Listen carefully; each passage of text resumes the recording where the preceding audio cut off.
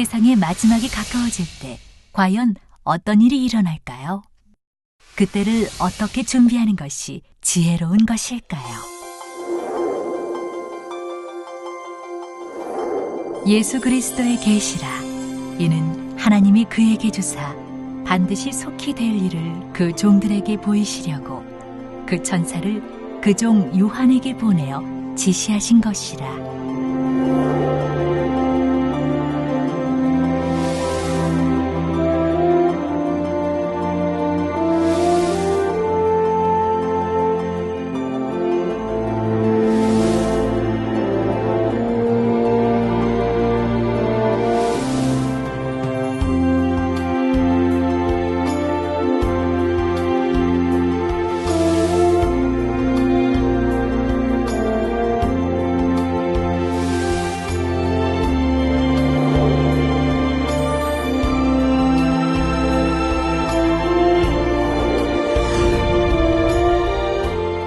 사랑하는 시청자 여러분, 세계적인 부흥사 이재룡 목사의 설교를 통해 아버지 하나님의 마음과 뜻을 깨달아 소망과 기쁨 가운데 힘차게 달려가시길 바랍니다.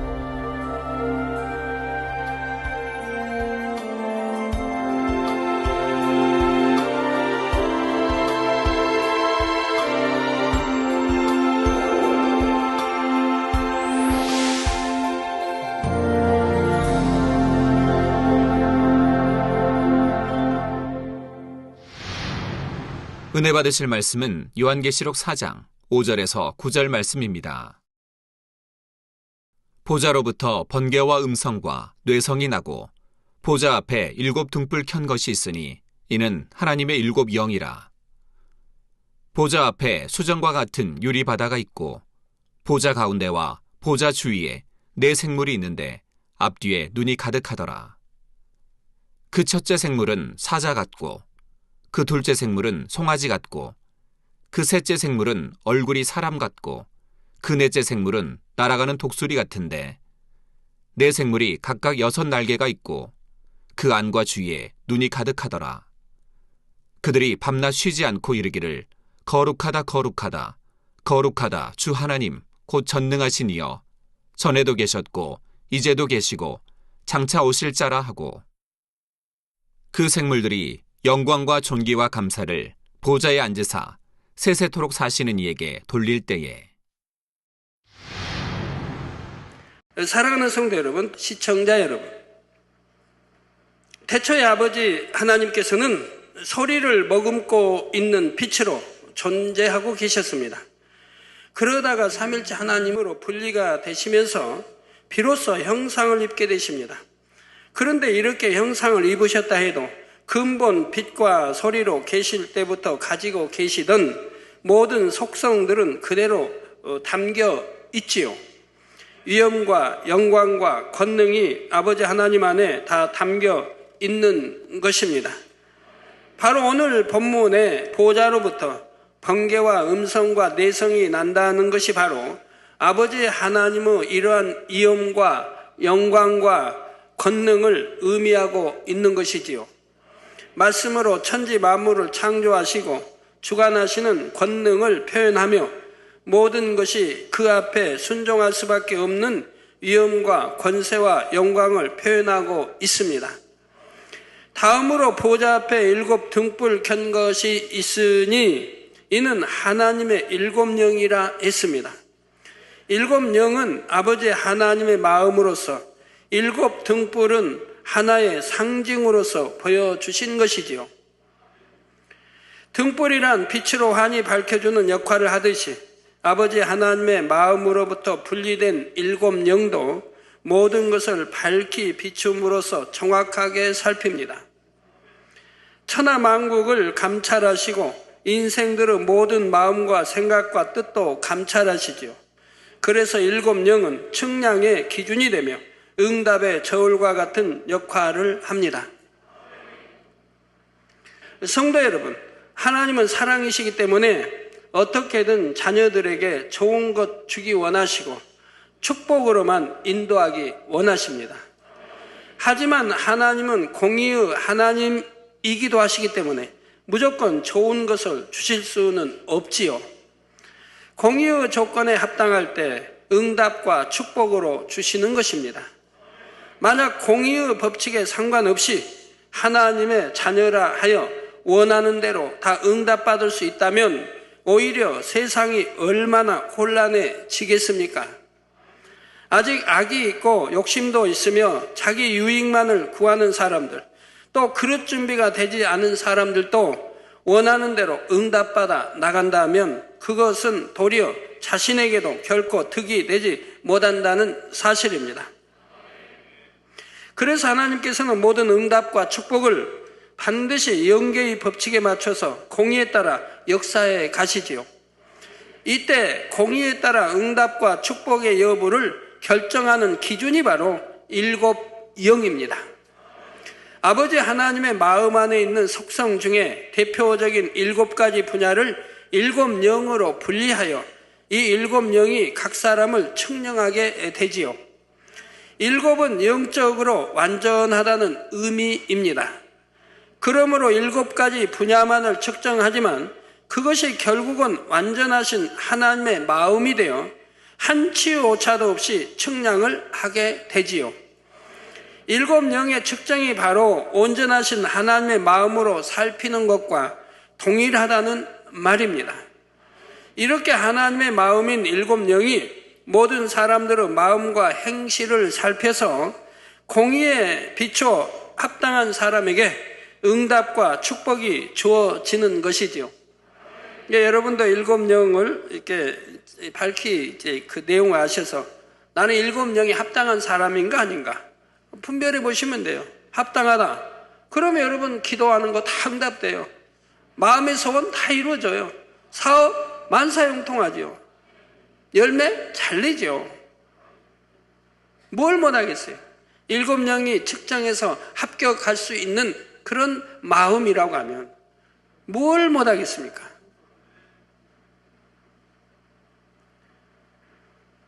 일곱 영이 측정하는 7가지 분야에 대해서는 앞서 사대교회에 대한 말씀을 증거할 때 설명했습니다.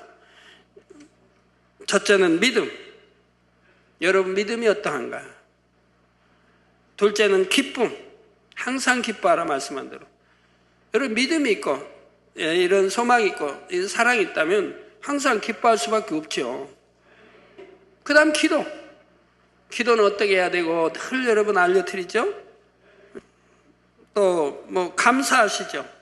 범사에 감사라. 항상 감사. 감사는 어떻게 나오냐. 다 설명들을 알죠. 꼭 계명을 지키는 거. 계명 지키는 게 하나님 사랑하는 거고 주님 사랑하는 거라고 구약이나 신약에 누누이 나오지 않습니까? 그래서 모든 계명을 지키는 거. 큰 거, 적은 거 할 것 없이 다 지킨다. 또 충성하는 거. 온 집에 충성. 모세가 온 집에 충성. 온유와 온 집에 충성. 그러면 하나님을 친히 대면하여 볼 수 있고 대면하여 말씀할 수 있었다 이 말입니다. 또 사랑. 영적인 사랑. 이렇게 7가지 분야를 측정한다 했죠. 이런 7가지 분야에 여러분이 합격할 수 있다고 하면 부족한 게 뭐가 있겠습니까? 이걸 종합해 봐봐요. 종합해 봐요. 그러면 성령의 9가지 열매도 맺혔죠. 고린도전서 사랑장에 사랑도 이미 맺혀 있죠. 마태복음 8복에 팔복도 이미 맺혀 있는 사람 아니겠습니까? 무엇이 안 맺혀 있겠습니까? 다 맺혀 있죠. 이미 66권 말씀을 완성하고 있는 거지요. 그러면 나는 이제 초신자인데 믿음이 2단계, 3단계밖에 안 되는데 나는 도저히 참 응답받는다. 뭐 가능이 없고 7 영의 측정에 나는 합격하기란 요원하다. 이렇게 생각하시면 안 돼요. 왜? 하나님은 측정하실 때 항상 어디에 기준을 두신다고 했어요? 믿음의 1단계는 1단계 기준, 2단계는 2단계, 3단계, 4단계, 5단계 이 기준에 맞춰서 측정하신다 이 말입니다. 따라서 여러분이 어떤 응답을 받기 위해서는 바로 이 기준에 비춰 자신을 돌아보면 됩니다. 물론 각 사람은 믿음의 분량에 따라 기준의 정도는 달라지지요. 7영은 각 사람의 믿음의 분량을 고려하여 그의 수준에 맞게 측정하기 때문에 여러분이 자기 믿음의 분량에서 합당하다면 응답이 주어지게 되는 것입니다. 로마서 12장의 말씀을 하나님이 주신 믿음의 분량대로 생각해야 하라 이 말입니다. 믿음의 분량. 맞으면 나는 믿음도 없는데 큰 믿음 가진 것처럼 행세도 안 될 것이고, 자기 믿음의 분량 그 안에서 또 측정이 되어진다 이 말입니다. 또한 여러분이 스스로를 돌아보아 내가 영으로 얼마나 들어갔는지를 살피는 것도 바로 이 7영을 통해 측정해 보면 됩니다. 물론 영으로 이룬 정도를 측정하려면 발보, 사랑장, 성령의 9가지 열매에 자신을 비춰보면 되지만 7영을 통해서도 모든 것을 종합적으로 압축하여 살펴볼 수가 있지요. 이 시간 7영에 대해 다시 설명하지는 않지만 여러분이 7영에 대한 말씀은 여러 번 듣고 마음에 잘 양식 삼아서 응답받고 축복받는 삶을 사시기를 바랍니다. 그러나 이렇게 응답의 방법인 7영에 대해 증거해도 여러분이 그 기준 하나하나에 맞추기 위해 스스로 노력해 나가지 않으면 아무 소용없습니다. 그러므로 여러분은 야고보서 1장 22절에 너희는 도를 행하는 자가 되고 듣기만 하여 자신을 속이는 자가 되지 말라 하신 대로 들은 말씀을 반드시 행하시기 바랍니다. 도를 행하는 자가 되라. 듣기만 하여, 여러분 중에 이렇게 듣고 계시지 않습니까? 이렇게 듣기만 하여 자신을 속이는 자가 되지 말라. 저 이렇게 들었으니까 알지 않습니까? 듣고 이 도를 행하지 않는다고 하면 자신을 속이는 자라 이 말입니다. 자신을 속이는 자라. 믿습니다 하는 것도 거짓말이요. 하나님 사랑합니다 하는 것도 거짓말이요. 다 거짓말이라 이 말이에요. 자기를 속이고 있다 이 말이에요. 너희는 도를 행하는 자가 되고 듣기만 하여 자신을 속이는 자가 되지 말라. 그래야 응답도 받는 것이고 영으로도 들어올 수가 있지요.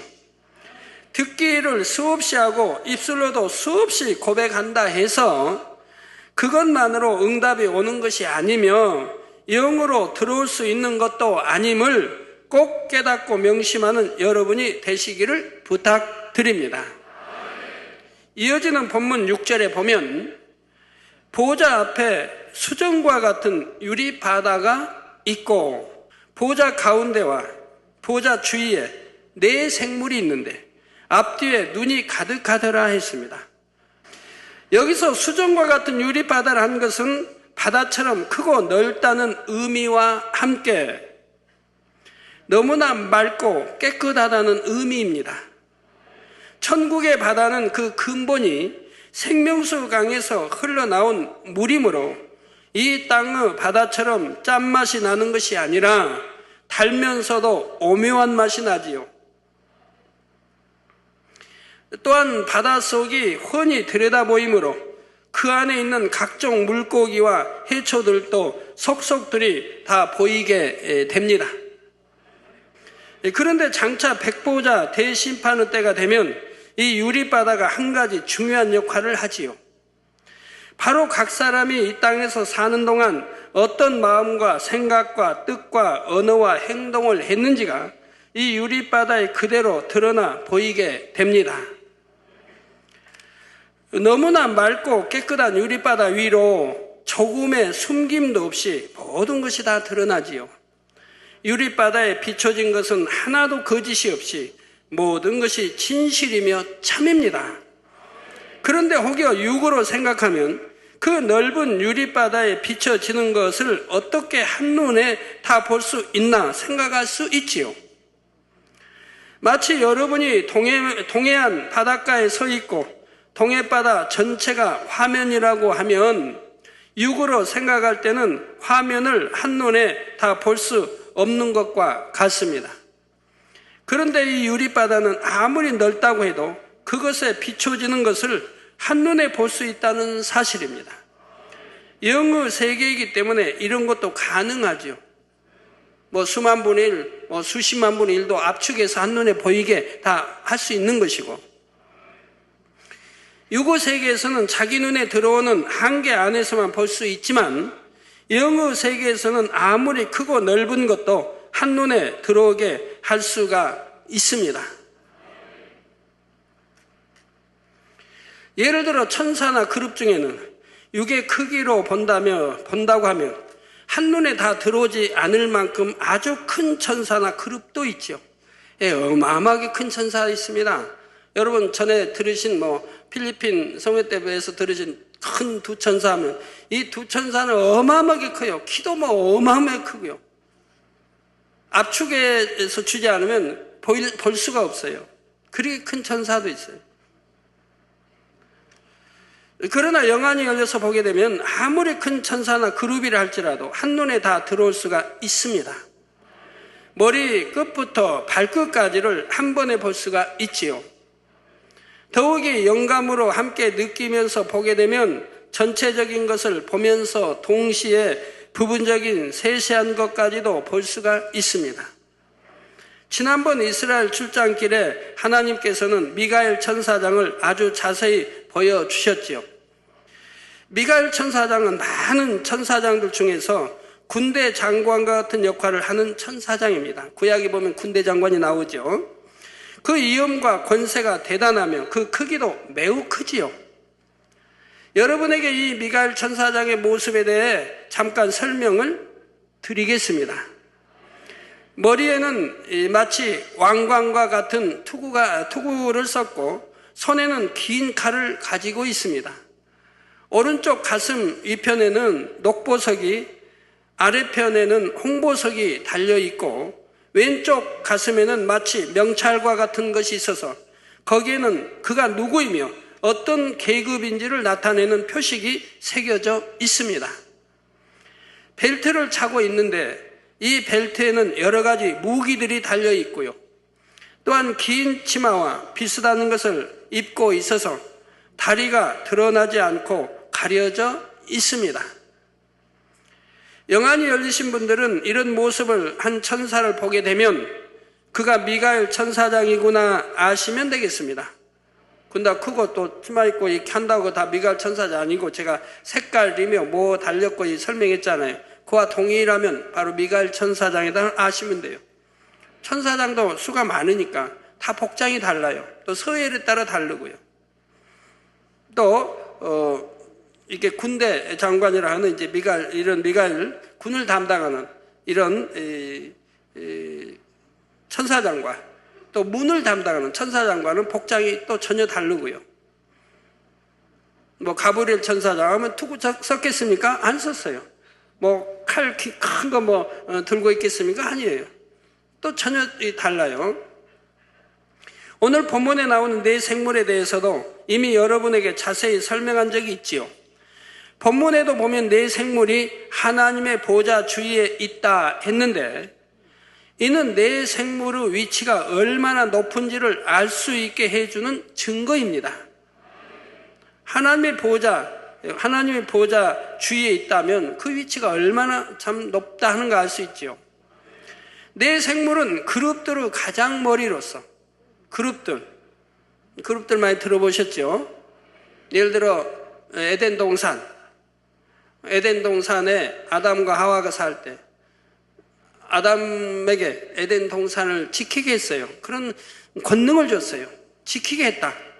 그러면 에덴 동산을 왜 지켜야 할까요? 왜 아담 당시 죄도 없는 그 당시에 왜 에덴 동산을 지켜야 하는 것입니까? 다 이유가 있지 않겠습니까? 지킨다고 하면 누가 침략할 수 있으니까, 침략에 들어올 수 있으니까 지금 지키는 거 아니겠어요? 이런 걸 알면 얼마나 좋아요. 여러분들이 이런 거 아시니까 얼마나 좋아요. 성경을 읽으면서 깨우쳐야 되는 거예요. 왜 아담이 그런 권세를 줬고, 왜 이렇게 지배하고 다스리고 정복할 권세를 줬고, 왜 아담이 에덴 동산을 지켜야 하는가? 지킨다고 하면 누가 침략자도 있겠고, 생각이 갈 수 있지 않습니까? 그럼 그 침략자는 누구인가? 갈 수 있는 거 아니에요? 그런데 불순종함으로, 범죄함으로 에덴 동산을 쫓겨난다 이 말입니다. 아담과 하와가 쫓겨났다 이 말이에요. 아담과 하와만 쫓겨났지 아담과 하와가 낳은 자녀들이 쫓겨났단 말은 없어요. 아담과 하와가 따먹었으니까. 하와가 따먹고 주니까 아담도 먹었으니까 결국 둘이 먹었다 이 말입니다. 그래서 둘이 쫓겨났다 이 말이에요. 쫓겨나니까 이제 지킬 사람이 없으니까 하나님이 누구 보고 지키라고 그래요. 두루도는 화영금과 그룹들로 지키게 하지 않습니까? 그룹들. 거기서 그룹들이 나오죠. 이 그룹들의 바로 머리가 내생물이라 이 말입니다. 그 내생물 그룹들을 가장 머리로서 마치 호위대장과 같이 하나님을 가장 가까이에서 모시는 존재 중에 하나이지요. 예, 호위대장과 같이 하나님을 가장 가까이에서 모시는 존재 중에 하나이지요. 그 권세 역시 대단하며 그 휘하에 있는 수많은 그룹들을 지휘합니다. 때를 따라 하나님의 명령을 직접 받아 수행하기도 하지요.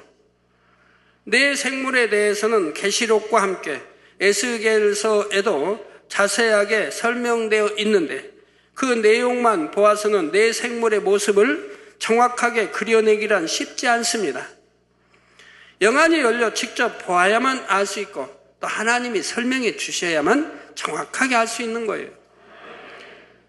예를 들어 에스겔 선지자는 에스겔 1장 6절에 각각 내 얼굴과 내 날개가 있고 했는데 각각 내 얼굴, 내 생물이니까 각각 송아지 생물 뭐 얕은 사람 인자에서 각각 내 얼굴과 내 생물이니까 또 얼굴이 내 얼굴과 내 날개가 있고 자, 반면에 사도 요한은 오늘 본문 8절에 각각 6날개가 있다 했습니다. 그리고 이제 날개는 각각 내 얼굴과 내 날개가 있고 에스겔은 그랬는데 사도 요한은 오늘 본문 8절에 각각 6날개가 있다고 했습니다. 이는 네 생물이 합체된 모습을 보면서 각각의 날개들이 연합하기도 하고 서로 포개지기도 하는 모습을 표현하다 보니 두 사람의 기록에 차이가 있는 것이지요. 그렇다 하여 성경이 잘못 기록되었다는 의미가 아니라 오히려 이렇게 서로 다르게 기록됨으로써 내 생물의 모습을 더 정확히 알 수 있게 해줍니다. 성경은 이런 것이 구약이나 신약에 곳곳에 나오죠.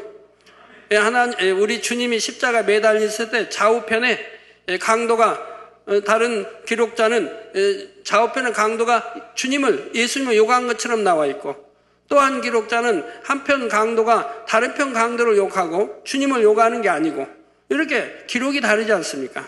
그럼 왜 기록이 다르게 기록하게 했는가? 그 설명을 제가 전에 해드렸죠. 이렇게 기록이 틀린 게 아니라 하나님은 그걸 통해서 더 정확하게 성경을 이해하도록 하고 계시다 이 말입니다.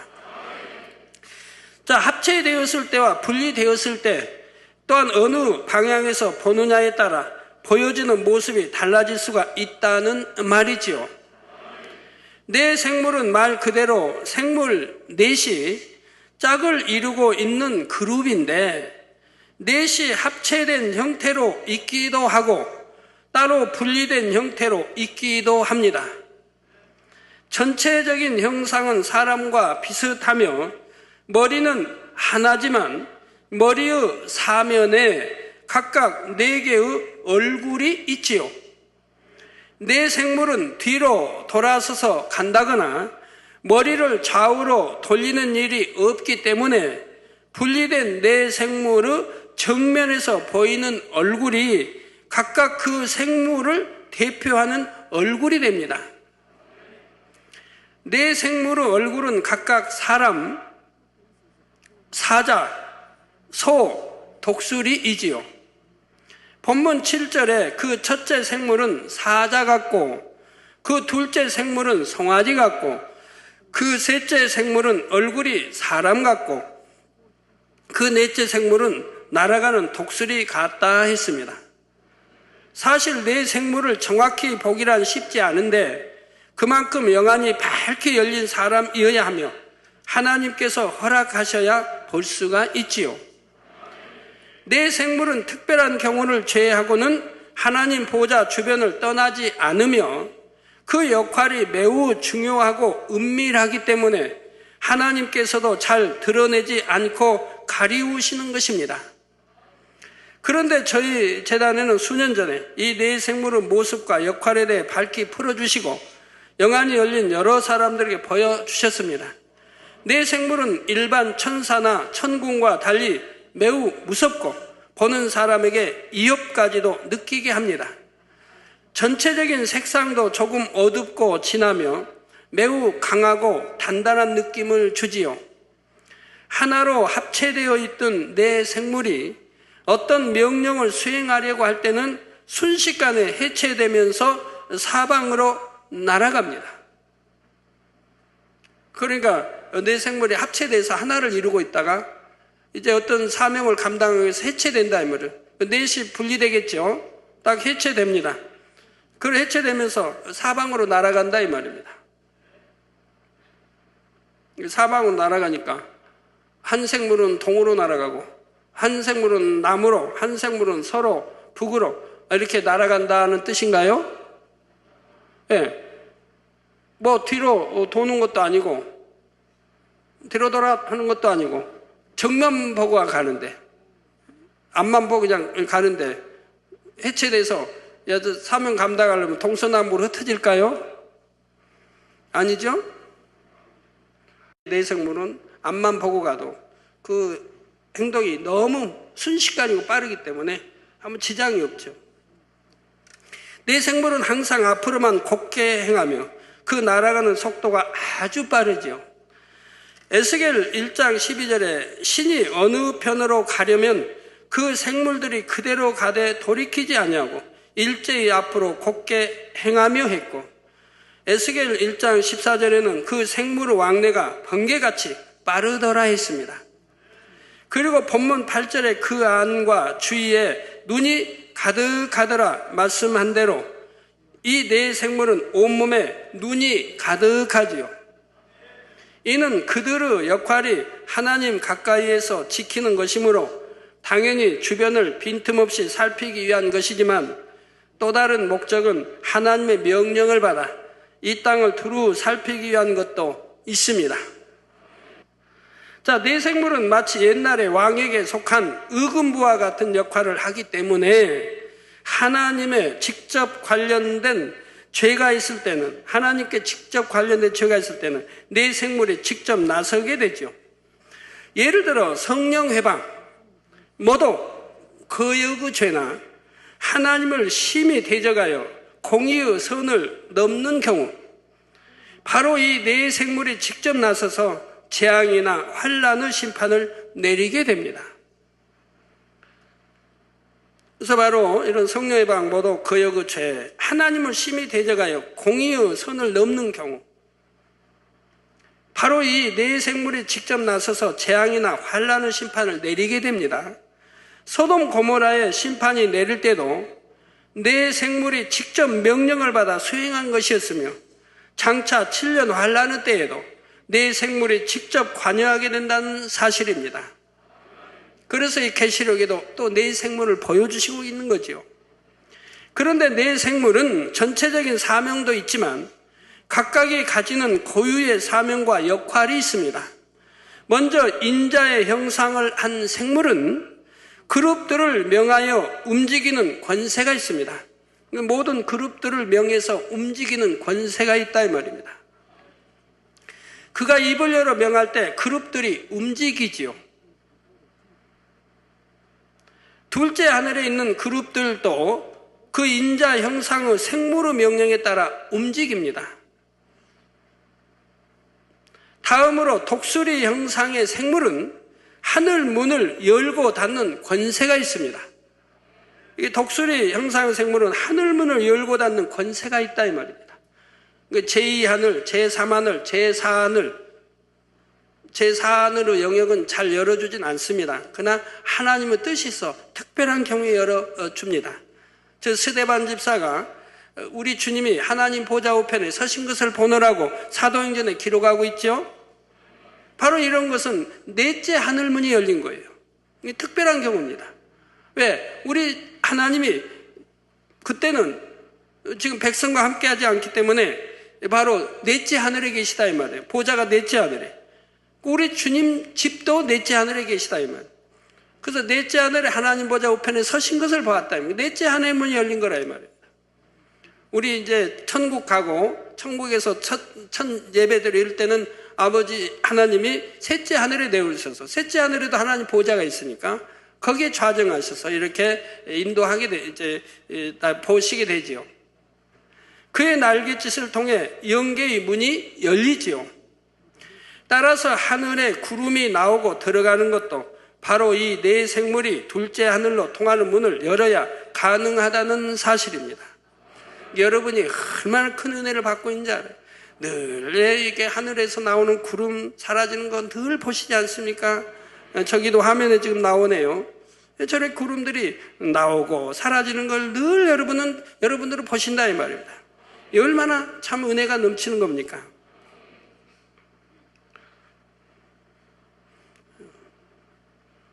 금방 맑은 하늘에 구름이 저렇게 나오고 또 사라지고 하는 걸 보지 않습니까?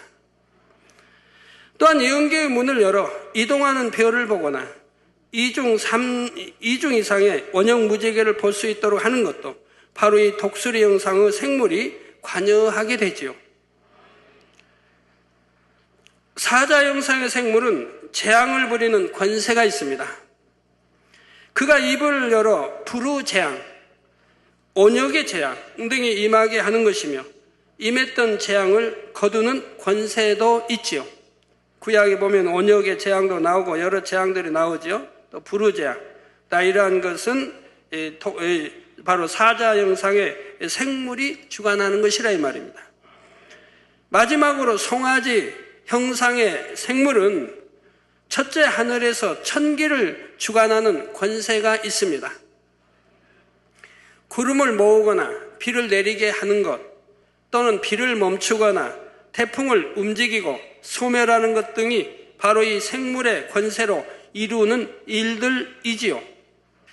네 생물은 이렇게 각각의 사명과 역할이 있지만 네 생물이 함께 연합하여 그 엄청난 권세로서 동시에 역사하는 경우도 많습니다. 하나님께서는 바로 이러한 엄청난 권세를 가진 네 생물을 주관하심으로 공에 따라 천기를 움직이시고 재앙을 내리게도 또한 거두게도 하시며 영계의 문을 열어 놀라운 현상들을 나타내 보여주실 수가 있다는 사실입니다. 이들 안에 인자 안에는 그룹들을 움직이는, 그리고 다 질서 계통이 있기 때문에 다 사명에 따라서 어느 걸 움직이게 할 때 움직이고, 천사를 움직이게 할 때 움직이고, 그룹을 움직이게 할 때 움직이고, 다 해가지고 척척척척 명령하에서 돌아간다 이 말입니다. 자동으로 정확하게 실수되지 않고 영계는 돌아간다는 얘기입니다. 그런데 혹시 어떤 분들은 이러한 네 생물의 모습에 대한 기록을 읽을 때 좀 이상하게 생겼다고 생각할 수도 있지요. 그러나 실제로 보면 그렇지 않습니다. 물론 그 위엄과 권세가 대단해서 보는 사람으로 하여금 두려움마저 들게 하지만 그들은 하나님 곁에서 친히 경호하는 존재이므로 당연히 범접할 수 없는 위엄과 권세가 있어야 합니다. 세상의 왕도 가장 멋지고 늠름한 장수를 뽑아 주변에서 호위하게 하듯이 하나님을 경호하는 임무를 맡은 네 생물도 실제로 보면 너무나 위엄 있고 멋이 있으며 그러면서도 아름다운 모습이라는 사실입니다. 이와 같은 네 생물이 하나님의 보좌 앞에서 고백하는 내용이 본문에 나오지요. 그들이 밤낮 쉬지 않고 이르기를, 거룩하다 거룩하다 거룩하다 주 하나님 곧 전능하신 이여, 전에도 계셨고 이제도 계시고 장차 오실 자라 하고 그 생물들이 영광과 존귀와 감사를 보좌에 앉으사 세세토록 사시는 이에게 돌린다 했습니다.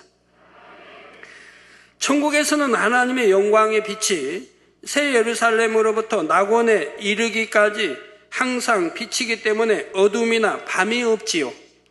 그럼에도 밤낮이라 표현한 것은 이 땅에 살고 있는 사람들 편에서 이해할 수 있도록 표현한 것입니다.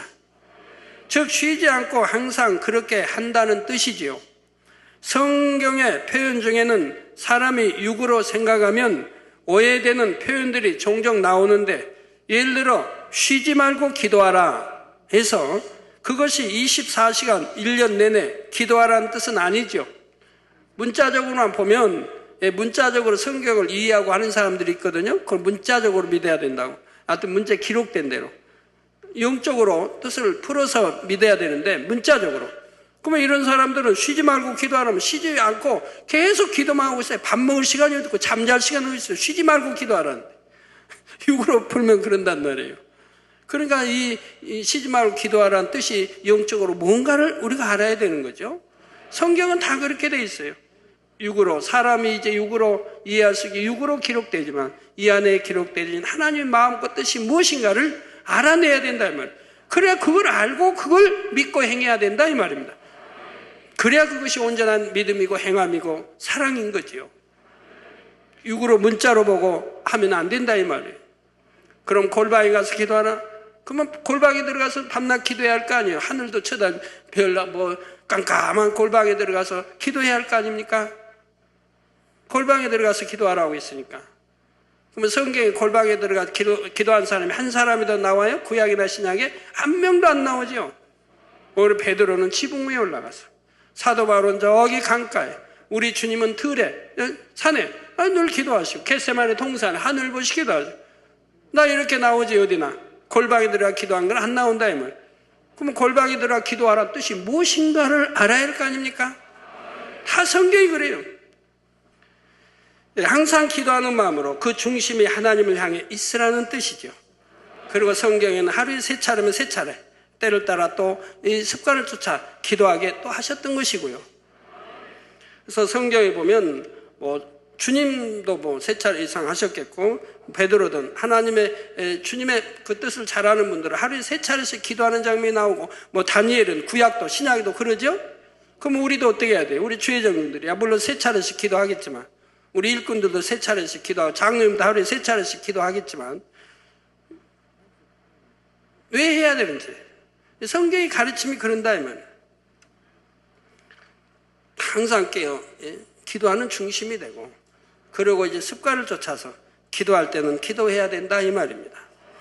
기도하는 시간에는 당연히 중심을 모아 하나님 앞에 기도를 드려야 하는 것이고, 기도하지 않는 시간이라 할지라도 마음만은 항상 하나님을 향해 있으라는 뜻이죠. 이런 것처럼 내 생물이 밤낮 하나님 보좌 앞에서 영광과 존귀와 감사를 돌리고 찬양 드린다는 것도 단 1초도 쉬지 않고 그런다는 뜻이 아니라 늘 중심을 다해 하나님을 찬양하며 경배 드리는 마음으로 있다는 의미입니다. 그냥 쉬지 않고 밤낮 없이 그냥 계속 찬양만 하면 아버지는 그 계속 찬양만 들으셔도 그것도 피곤할 일 아닙니까? 자, 때로는 실제로 들리는 음성으로 고백하기도 하고, 때로는 들리지는 않지만 마음으로 고백할 때도 있죠. 그런데 천국에서는 실제로 늘 찬양이 끊이지 않습니다. 끊이지 않는다고 우리 하나님이 듣기 싫으시기가 아니라 은은하게 잠잠하게 필요에 따라서 다 찬양이 울려 나온다 이 말입니다. 항상 울려 나오는 그 소리, 은하고 그런 고운 소리 있죠. 우리 니시 오케스트라도 예를 들어서 그런 소리 내려면 될 거 아닙니까? 은은하게 잠을 재우는 자장가 같은 소리도 있을 거고, 꽹가리는 없지만 잠을 깨우는 꽹가리 같은 것도 있을 거고, 꽹가리 갖다가 그냥 두드려 자치면은 아무리 깊이 잠든 사람도 안 일어날 수가 없지요. 다 종류별로 있지 않습니까? 가야금도 있는 거고, 피리도 있는 거고, 바이올린 소리 다르고, 그거 다르듯이. 그래서 얼마나 천상에 아름답게 울려 퍼지는 찬양과 경음악절이 하여튼 쭉 퍼져나가지 않겠습니까? 내 생물 이외에도 찬양만을 위해 지어진 천사들도 있고, 무엇보다도 구원받아 천국에 간 하나님의 자녀들에게는 찬양이 끊이질 않죠. 영원히 쉬지 않고 하나님을 찬양하고 경배한다 해도 어찌 하나님으로부터 받은 은혜에 대한 감사를 다 할 수가 있겠습니까? 천국 곳곳에서는 늘 연회가 베풀어지므로 그곳에서 누구든지 마음껏 찬양하며 하나님께 마음으로 향을 올려 드릴 수가 있지요. 또한 연회가 아니라 해도 얼마든지 찬양으로 하나님께 영광을 돌릴 수가 있고요. 자, 소리나는 찬양으로도 마음의 향으로도 마음의 감동함으로도 드리는 것입니다. 이처럼 내 생물도 그 중심으로 항상 하나님을 경외하며 찬양하고 있는데 하나님 앞에 거룩하다 고백하고 있지요. 베드로전서 1장 16절에 기록하였으되 내가 거룩하니, 즉 하나님 아버지, 하나님 내가 거룩하니 너희도 거룩할지어다 하셨느니라는 말씀대로 하나님은 거룩하신 분이며 자녀된 우리들 역시 거룩해지기를 원하십니다. 그래서 명령이에요. 하나님이 내가 거룩하니 너희도 거룩할지어다, 거룩하라고 명령하신 거예요. 그러니까 언어도 고운 말 써야 할 것이고 행동도 곱게 해야 할 것이고 뭐 하나하나가 다 점점 여러분이 신앙생활 깊어지면 영으로 들어가면 모든 행실, 말하는 거와 행실 모든 것들이 거룩하게 바뀌어지는 거예요. 왜? 하나님 아버지가 거룩하신데 자녀들도 거룩하기를 원하시고 명령하셨다면 거룩하라. 내가 완전하니 너희도 완전하라.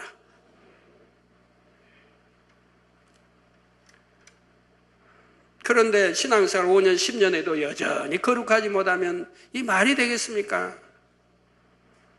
입술의 말도 고와져야죠.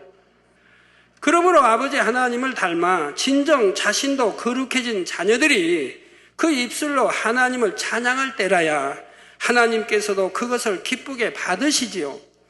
천국에 가면 낙원에서부터 새 예루살렘에 이르기까지 모든 천국 백성들이 하나님을 찬양할 텐데 하나님께서 그 중에 누구의 찬양을 더 기쁘게 받으시겠습니까? 당연히 하나님의 거룩하심을 온전히 닮아 새 예루살렘에 들어온 자녀들의 찬양이지요. 이는 이 땅에서도 마찬가지입니다. 오늘날 수많은 사람들이 하나님을 찬양하지만 하나님께서는 그들의 외모나 육적인 실력을 먼저 보시는 것이 아닙니다. 마음 중심의 거룩함을 보시며 거룩한 중심을 가진 자녀들이 올리는 찬양을 기쁘게 흠양하시는 것이지요. 더 나아가 중심의 거룩함을 이룬 자녀가 더욱 하나님을 기쁘시게 하고자 하는 마음으로 열심을 가지고 연습하고 다듬어서 곱고 아름다운 목소리로 올린다면 그것은 더 큰 기쁨이 될 수 있는 것이고요. 목소리가 곱고 아름다워서가 아니라 그처럼 곱고 아름다운 목소리로 찬양하기 위해 애쓰고 힘써 노력해온 마음의 정성을 기쁜 마음으로 받으시기 때문입니다. 이는 다른 분야에 있어서도 동일하게 적용됩니다. 가장 중요한 것은 마음 중심이지만 마음만 있다고 되는 것이 아니라 그 마음을 표현하는 행함 역시 중요하지요. 마음은 없이 외적인 행함만을 치중한다면 그것은 하나님께서 받지 않으십니다. 마음에 사랑도 없는데 내가 사랑한다고 해봐야 남편 아내 부부 살면서 마음에 사랑도 이미 식어져가지고 사랑도 안 하고 맨 눈은 딴 데 쳐다보고 딴 여자 딴 남 쳐다보면서 아내씨 사랑해요 하면 그거 뭐예요? 입술로만 사랑하는 거지. 마음으로 사랑해야지. 그럼 또 마음으로 사랑하는데 입술로 고백을 안 해. 마음으로 사랑하는데도 사랑해요 고백도 안 해. 참 이것도 답답할 일이고. 예, 마음은 없이 외적인 행함만을 치중한다면 그것은 하나님께서 받지 않으십니다. 하지만 마음 중심과 함께 마음과 정성을 담은 행함까지 드린다면 그것은 더 진한 향으로 하나님의 마음을 감동시켜 드릴 수가 있다는 사실입니다. 그래서 요한일서 3장 18절에도 자녀들아 우리가 말과 혀로만 사랑하지 말고 오직 행함과 진실함으로 하자. 행함과 진실함으로. 행함과 진실함을 함께 말씀하신 것이지요. 그러니 장차 천국에 들어온 하나님의 자녀들이 이 땅에서 경작받으며 일군 영의 마음을 가지고 세세토록 변함없이 하나님을 찬양하며 마음껏 그 사랑과 감사를 표현해 드릴 때 아버지 하나님의 마음이 얼마나 기쁘시겠는지요. 그래서 특히 24장로와 같은 분들이 하나님 앞에 올려드리는 찬양과 경배는 더더욱 하나님의 기쁨이 된다는 사실입니다. 여기에 대해서는 다음 시간에 계속 살펴보겠습니다. 사랑하는 성도 여러분, 여러분이 장차 천국에 가게 되면 그때는 누가 시키지 않아도 또 앞에서 누가 인도해 가지 않아도 여러분의 입술에는 늘 찬양이 넘칩니다. 여러분 이 땅에서도 그런 분 계시죠? 그럴 때가 좋은 때죠. 여러분 입술에 항상 찬양이 넘칠 때, 부엌에서 일을 하면서도 남편의 핀잔 맞고 남편은 핀잔하고 그냥 출근했어도 입에서는 찬양이 나오고, 힘든 일이 있어도 찬양이 나오고, 중심에서 막 우러나온 찬양, 이렇게 찬양한 분들은 참 행복하지요. 성령의 충만함을 입고 있으니까 행복하죠. 자, 감사의 고백이 넘치며 하나님을 경배하고 영광 돌리는 고백이 항상 끊이지를 않지요. 마음에서부터 샘솟듯이 감사와 기쁨과 은혜가 넘치기 때문에 그것을 표현하지 않을 수가 없는 것입니다. 그렇다면 지금 여러분의 모습은 어떠하신지요? 지금 이 땅에서도 그런 분이 있다면 그분의 마음에는 분명 천국이 가득할 것입니다. 적어도 영으로만 들어가도 이렇게 될 수 있지요. 그리고 그 기쁨과 은혜는 이 세상에 무엇도 빼앗아갈 수가 없습니다. 이 좋은 것을 여러분도 누리고 싶지 않으십니까? 여러분 모두에게 길은 열려 있습니다. 이제는 더 이상 유구 세상에 온갖 근심과 염려와 고통 가운데 머물면서 주저하는 분들이 없기를 바랍니다. 사랑하는 성도 여러분, 천국에 가면 그때는 누가 시키지 않아도 바로 옆에서 누가 인도해 가지 않아도 여러분 입술에 덜 찬양이 넘친다고 하는 사실을 아셔야 됩니다. 여러분 신앙생활도 지금도 그렇게 하셔야 됩니다. 찬양이 넘쳐나는, 기도가 항상 기도가 하고 싶은, 아버지와 대화니까, 사랑하는 아버지, 첫째로 사랑하는 하나님 아버지와 주님과 대화이니까 항상 기도가 끊이지 않아야 할 것이고, 감사의 고백이 넘치며 하나님을 경배하고 영광 돌리는 고백이 항상 끊이지 말아야 합니다. 마음에서부터 샘솟듯이 감사와 기쁨, 은혜가 넘치기 때문에 그것을 표현하지 않을 수가 없는 것입니다. 그렇다면 지금 여러분의 모습은 어떠하신지요? 지금 이 땅에서도 그런 분이 있다면 그분의 마음에는 분명 천국이 가득합니다. 적어도 영으로만 들어가도 이렇게 될 수 있고요. 그 기쁨과 은혜는 이 세상에 무엇도 빼앗아갈 수가 없습니다. 이 좋은 것을 여러분도 누리고 싶지 않으십니까? 여러분 모두에게 길은 열려 있다 이 말입니다. 이제는 더 이상 유고 세상 온갖 근심, 염려, 고통 가운데 머물면서 주저하는 분들이 없기 바라요. 조금의 미련이나 주저함 없이 여러분을 유고 세상 가운데 붙잡아 두려고 하는 모든 것을 내려놓으시기를 바랍니다. 그럴 때 영으로 쏙 들어올 수가 있습니다. 그렇게 오래 걸리지 않아요. 영으로 들어오는 거요. 길을 알기 때문에 오래 걸리지 않아요. 그런 분들이 더 많이 나오셔서 이 땅에서도 장차 천국에서 느낄 기쁨과 감사를 누리며 늘 하나님 앞에 찬양과 존귀와 영광을 돌리는 여러분이 되시기를 주님의 이름으로 축원합니다. 말씀 상고하시면서 통성으로 다 기도하시겠습니다. 할렐루야. 주님 은혜와 사랑에 감사를 드립니다. 아버지 오늘 또 들은 말씀이 믿음이 되고 생명이 되게 도와주시고 더 천국의 소망도 주시기 원합니다. 7영이 측정할 때 아버지 꼭 합할 수 있는 그런 신앙생활이 되게 축복해 주시기를 원합니다. 주여 감사합니다. 우리 주 예수 그리스도 이름으로 기도합니다. 아멘.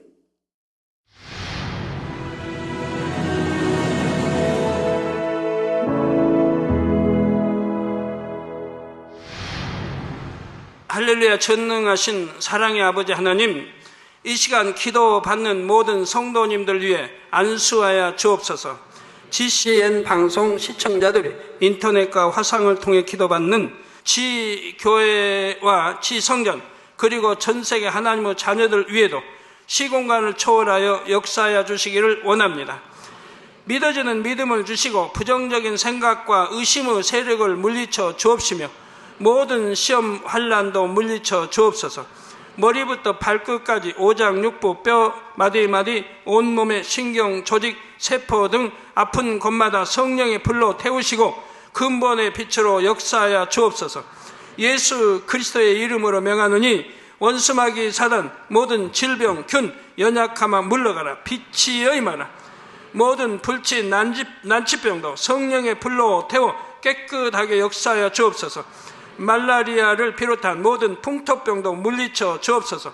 깨끗함을 입을지어다. 감기, 기침, 열, 몸살, 독감 등 각종 유행성 질병도 다 물러가라. 어떠한 유행성 질병 균도 틈타지 않게 지켜 주옵소서. 위암, 폐암, 간암, 유방암, 자궁암, 대장암, 피부암 등 각종 암과 에이즈, 백혈병, 뇌졸중, 고혈압, 저혈압, 심장병, 폐병, 위장병, 당뇨, 부인병, 피부병, 갑상선 질환과 모든 염증도 깨끗게 하여 주옵소서. 소아마비, 중풍, 관절염, 디스크도 온전케 하여 주옵소서. 요통, 두통, 신경통을 비롯한 모든 통증은 사라질지어다. 간질, 자폐증, 우울증, 조울증, 노이로제 등 모든 정신질환도 물러가라. 모든 마비된 것도 풀어지고 일어나 걷고 뛸지어다. 눈도 잘 보이게 하옵시고 귀도 잘 들리게 하여 주옵소서. 소경은 눈을 뜨고 귀머거리는 들으며 벙어리는 말할지어다. 각종 사고, 후유증도 깨끗게 하시고 부러진 뼈도 붙여 주옵소서. 화상 입은 것도 온전케 하옵소서. 화기야 물러가라. 열도 물러가라. 아버지 흉터도 나지 않게 역사해 주시기를 원합니다. 마약을 비롯하여 각종 약물과 독극물 중독도 깨끗함을 입을지어다. 죽은 신경과 세포가 살아나며 죽은 자도 살아나게 하여 주옵소서. 잉태의 축복도 주시기를 원합니다. 잉태 축복을 받으라. 예수 그리스도의 이름으로 명하노니 원수마귀 사단아 하늘 공중 곳에 잡은 악의 영들아 물러가라. 그의 사자들도 물러갈지니라. 이 땅의 악한 영, 더러운 영, 거짓되고 간사한 영, 이간질하고 미혹하는 모든 어둠들은 물러가라. 모든 흉악의 결박을 풀고 어둠아 물러가라. 빛이 여임하라. 아버지 하나님, 부르짖어 기도할 수 있는 능력을 주시고 죄를 버리고 성결될 수 있는 능력을 주옵소서. 영혼이 잘됨같이 범사에 잘되게 하시고 가정의 복음화도 이루어 주시기를 원합니다. 한 주간도 모든 사고와 재앙으로부터 지켜주시고 불통이 없는 형통한 삶을 살 수 있도록 축복해 주옵소서. 성령의 불담으로 천군 천사와 주님의 불꽃 같은 눈동자로 모든 하나님의 자녀들과 가정, 일터, 사업터를 지켜주시기를 원합니다. 학생들에게 지와 명철을 더하시고 공부도 할 수 있는 뜨거운 마음과 열정도 더하여 주옵소서. 마음과 생각을 세상에 빼앗기지 않도록 지키시고 하나님을 뜨겁게 사랑하는 학생들로 축복하여 주옵소서. 하나님의 자녀들이 먹으나 마시나 입으나 무엇을 하든지 하나님 앞에 영광 돌리는 삶이 되게 축복하여 주시기를 원합니다. 나는 하나님을 만났노라, 체험했노라, 응답 받았노라, 축복 받았노라, 간증하는 입술이 되게 역사하여 주옵소서. 아버지 하나님 감사합니다. 홀로 영광 받으옵소서. 우리 주 예수 그리스도의 이름으로 기도하옵나이다. 아멘.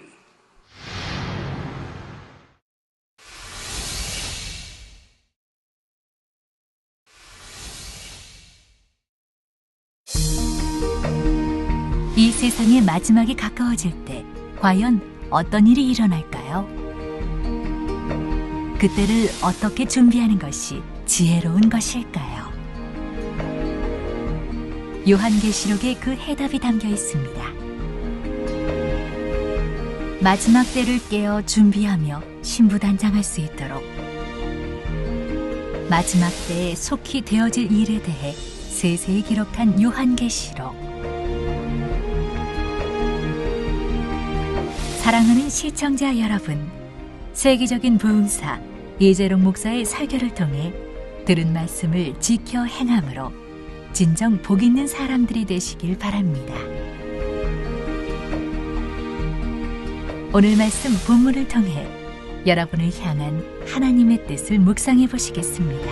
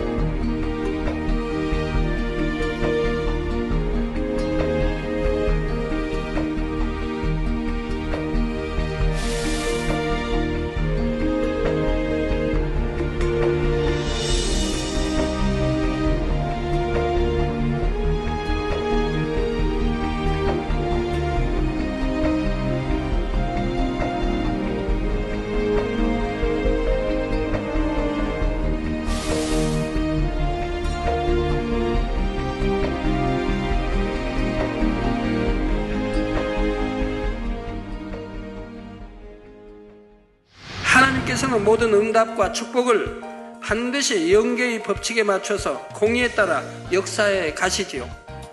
이때 공의에 따라 응답과 축복의 여부를 결정하는 기준이 바로 일곱 영입니다.